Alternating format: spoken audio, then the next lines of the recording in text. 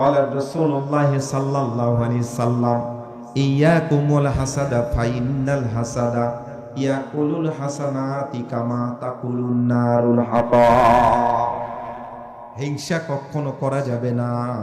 আল্লাহ রাসূল বলেছেন, আপনি যদি একটা গুনাহ করেন, এই গুনাহটার বদলতে একটা গুনাহ আমলনামায় লেখা হয়ে যায়।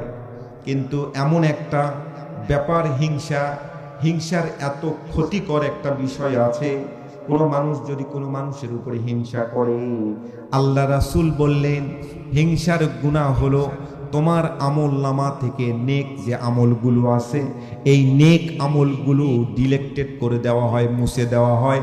কিরকম ভাবে মুছে দেওয়া হয়? শুকনা কাঠের মধ্যে আগুন দিলে যেমন কাঠগুলা পুড়ে ছাই হয়ে যায়, হিংসা যদি কোনো মানুষের উপর করেন, নেক আমলগুলার মধ্যে আগুন জ্বালায় দেওয়া হয়, এই নেক আমলগুলা পুড়ে ভস্মীভূত হয়ে যায়। নাউজুবিল্লাহ। এই জন্য হিংসা করবেন না। হিংসা করে কারো রাস্তা ঘিরে রাখছে, রাস্তাটা খুলে দেন।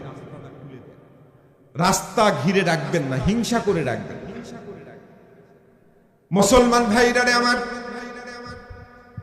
আল্লাহর পয়গম্বর আলাইহিস সালাতু ওয়াস সালাম ওনার চরিত্রের সার্টিফিকেট স্বয়ং রব্বে কারীম দিলেন, ওয়া ইন্নাকা লাআলা খুলুকিন আযীম। ওনার চরিত্রের সার্টিফিকেট স্বয়ং রব্বে কারীম দিলেন।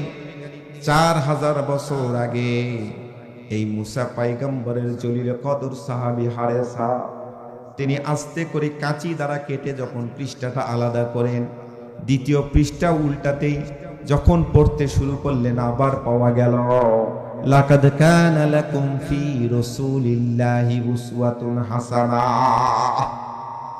তাওরাত কিতাবের ভাষায় মুহাম্মদ রাসূল সাল্লাল্লাহু আলাইহি সাল্লাম শেষ জামানায় একজন পয়গম্বর আসবে। ওই পয়গম্বর সমস্ত জাতির জন্য কিয়ামতের পূর্ব মুহূর্ত পর্যন্ত যত মানুষ পৃথিবীতে আসবে সবার জন্য উত্তম আদর্শ হবে, উত্তম মডেল হবে। ওনার মডেলে দেশ পরিচালিত হবে, ওনার মডেলে সমাজ পরিচালিত হবে, ওনার আদর্শে আদর্শিত হয়ে ইউনিয়ন পরিষদ পরিচালিত হবে, ওনার আদর্শেই পরিবার পরিচালিত হবে। এই কথাগুলো তাওরাত কিতাবের মধ্যে পেয়ে গেলেন, আর আস্তে করে কাঁচি ঢুকায়ে এই পৃষ্ঠাটা আলাদা করলেন। চিৎকার করে বলেন নাউজুবিল্লাহ।